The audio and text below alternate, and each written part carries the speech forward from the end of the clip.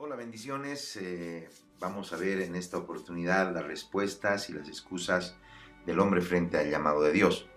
Es interesante observar que en cada persona hay una respuesta diferente ante el llamado de Dios. No todo el mundo reacciona de la misma forma cuando Dios le hace una visitación y le hace una invitación a cumplir su voluntad. También es importante destacar que el hombre y la mujer que aceptan el llamado de Dios en sus vidas son personas que se sienten realizadas y felices. ¿Cuáles son las actitudes más comunes que presenta el hombre ante el llamado de Dios? Número uno, la rebeldía. Algunos toman una actitud de rebelión contra Dios y como resultado nunca se sienten realizados. Las personas que se rebelan en contra del llamado de Dios nunca serán felices. El número dos, la segunda actitud común es la cobardía. Otros no se rebelan contra Dios, sino que se acobardan, piensan que el llamado es muy grande o tienen temor de decir sí a Dios por una u otra razón. Y la tercera actitud, que es la actitud correcta, ¿no es cierto? Cuando usted conoce y sabe cuál es su llamado, la respuesta al llamado o a la invitación de Dios debe ser: heme aquí, Señor, envíame a mí, como lo fue el caso de Isaías. Dice el libro de Isaías capítulo 6 verso 8: después oí la voz del Señor que decía: ¿a quién enviaré y quién irá por nosotros? Entonces respondí yo: heme aquí, envíame a mí. Entonces veamos 7 excusas que algunos hombres de Dios pusieron frente al llamamiento del Señor y que son las mismas que podemos poner hoy en día. Número 1, la primera es considerarse indigno. No, la primera respuesta de Moisés frente al llamado de Dios fue que él no era digno. Como expliqué anteriormente, algunas veces nos vemos nuestras faltas y debilidades y creemos que somos indignos de ser llamados para cumplir ese propósito. Veamos cuál fue el llamado de Moisés, ¿no? Dice el libro de Éxodo 3:11: entonces Moisés respondió a Dios: ¿quién soy yo para que vaya al faraón y saque de Egipto a los hijos de Israel? Fíjese, hay algunos ámbitos que tenemos que analizar respecto a todo lo que sucedió a Moisés, ¿no? Número 1, él se sintió indigno. Él no creía que era él quien tenía que libertar a ese pueblo. Número 2, otra de las características es temor al rechazo. En el libro de Éxodo 4:1 dice: entonces Moisés respondió y dijo: ellos no me creerán ni oirán mi voz, pues dirán: no te ha aparecido Jehová. Y Jeremías 1:8 dice: no temas delante de ellos, porque contigo estoy para librarte, dice Jehová. ¿No es cierto? Entonces, número 3, la tercera excusa es la excusa de la incredulidad. Entonces Moisés respondió y dijo en Éxodo 4:1: he aquí que ellos no me creerán ni oirán mi voz, porque dirán: no te ha aparecido Jehová. En respuesta a las excusas de Moisés, Dios le da 3 señales. Número 1, Dios le dice: la vara se convertirá en serpiente. Éxodo 4:2 dice: y Jehová dijo: ¿qué es eso que tienes en tu mano? Y él respondió: una vara. No. Número 2, su mano se volvió leprosa. Le dijo además Jehová: mete ahora tu seno. ¿No? Él metió la mano en su seno y cuando la sacó, he aquí que su mano estaba leprosa como la nieve. ¿No? Número 3, el agua se convirtió en sangre. Son señales que Dios puso. Si aconteciera que no te creyeran ni obedecieran la voz a la primera señal, creerán a la segunda de la voz de la postrera. Y si aún no creen estas 2 señales ni oyen tu voz, tomará de las aguas, ¿no?, del río y las derramarás en la tierra, y se cambiarán aquellas aguas que tomarás del río y se harán en sangre sobre la tierra. No, esas son las excusas y esas son las respuestas que Dios da cuando Moisés pone excusas. Número 4, la excusa de no poder hablar.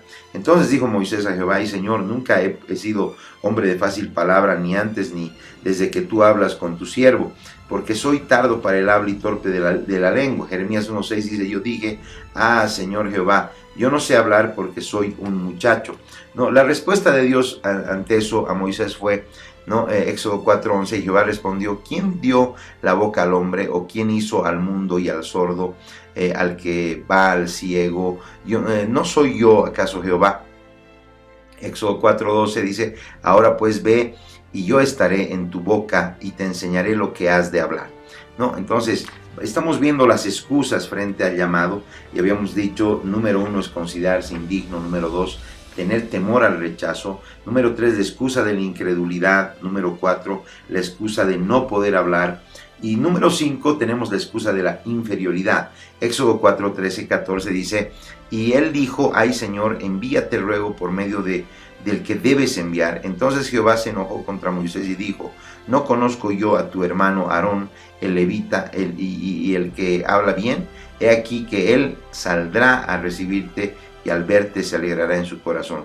Entonces, algunas veces le sugerimos a Dios que mejor envía a otro que en nuestro concepto está más calificado que nosotros. Otras veces no hacemos preguntas tales como ¿por qué me escogiste a mí si hay personas más inteligentes que yo? Recuerde que eso no es del que corre, sino del que Dios tiene misericordia. Entonces, la excusa de la inferioridad, no debemos sentirnos inferiores.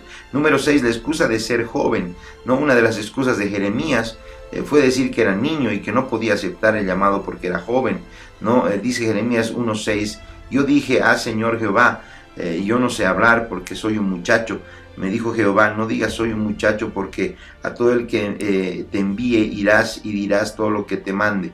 No, fíjense qué importante. Número 7, la excusa del trasfondo familiar. ¿No? Jueces 6:15, Gedeón respondió de nuevo, ay Señor mío, ¿con qué salvaré yo a Israel?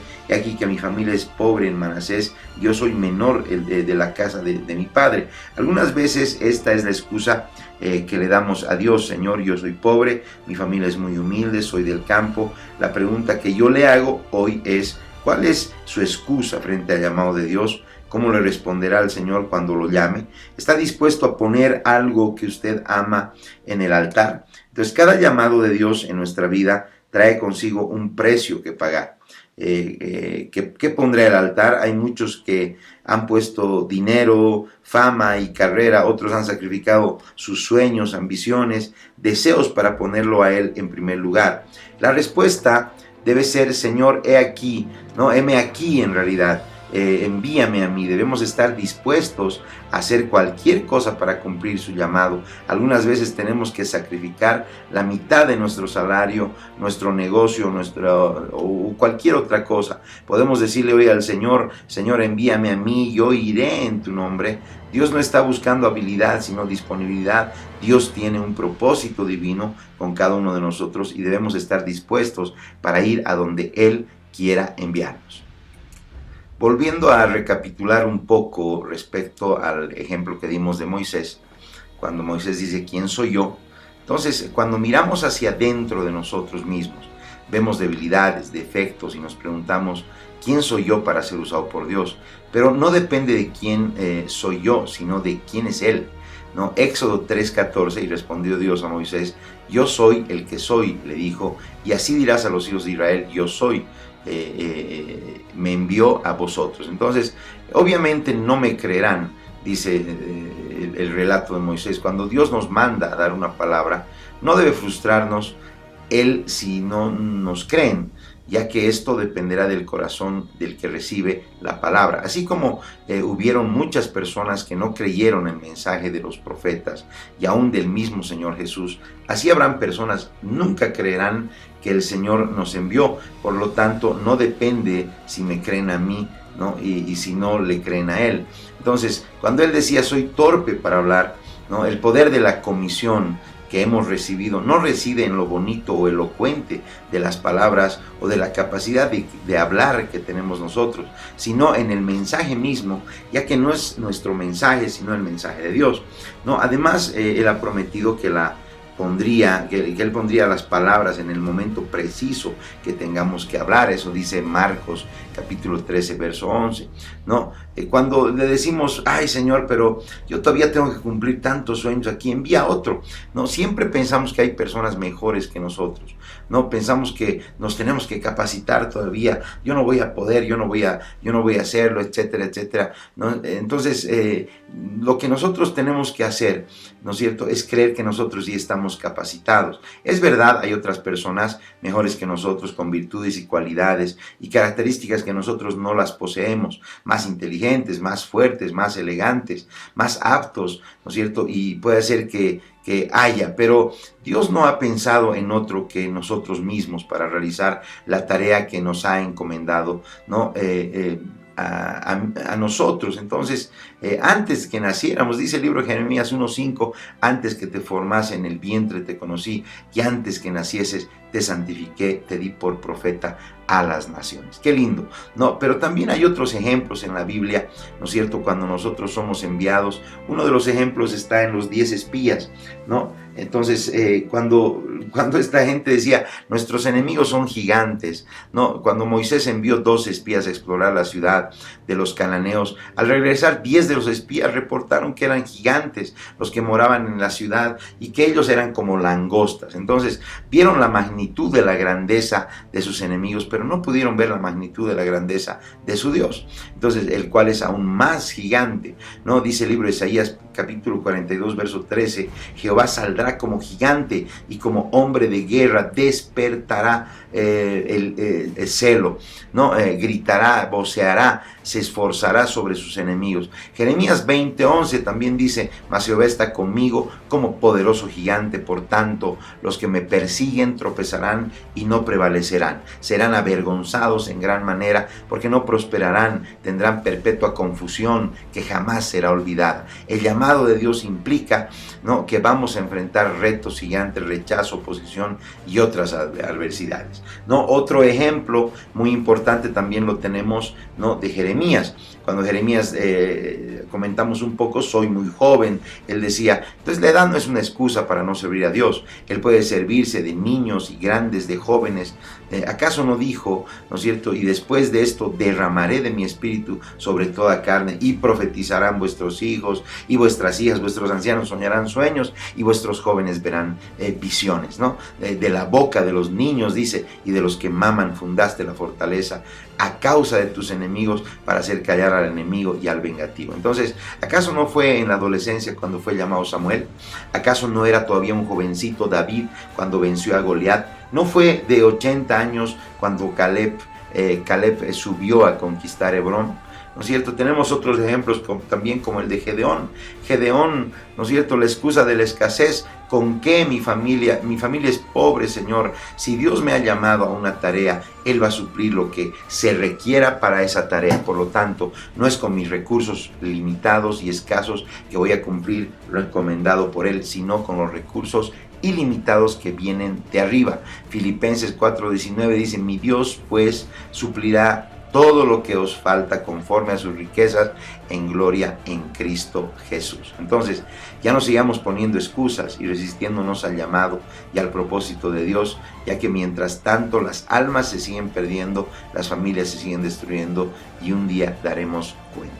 No, es importante reflexionar sobre este asunto porque verdaderamente hay muchas personas con las que yo me reuní en muchas oportunidades, pastores de las asambleas de Dios que fueron llamados tantos años y ellos no accedían y dijeron, no, es que primero estudiaré un poco más, primero terminaré una carrera, etcétera, etcétera, y le ponen excusas y finalmente se dan cuenta que perdieron tanto tiempo al no haber accedido al llamado en el tiempo correcto. No dejes que pase el tiempo, ¿no es cierto?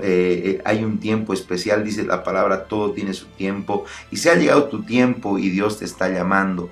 Cuando te das cuenta que Dios te está llamando, cuando las puertas se han comenzado a cerrarse en el ámbito secular, en el ámbito natural, entonces necesitamos nosotros enfocarnos sabiendo que Dios nunca se ha equivocado, que Dios tiene todo bajo control y que seguramente en el momento correcto, pues Cristo nos sustentará, ¿no es cierto? ¿Cuántos de nosotros tenemos ejemplos de que el Señor nos ha llamado? No, parte de mi testimonio tiene que ver con que el Señor me llamó en un momento que yo tenía un crecimiento profesional grande, un buen momento, ¿no? Trabajé para el Estado durante muchos años, para ONGs, para los gobiernos internacionales, trabajé en diferentes lugares, trabajé en la banca, trabajé con la salud, etcétera, pero en un momento determinado, pues Dios me llamó, ¿no es cierto? ¿Qué pasa cuando no accedes al llamado de Dios? Pues comienzas a secarte, comienzas a derretirte y las puertas,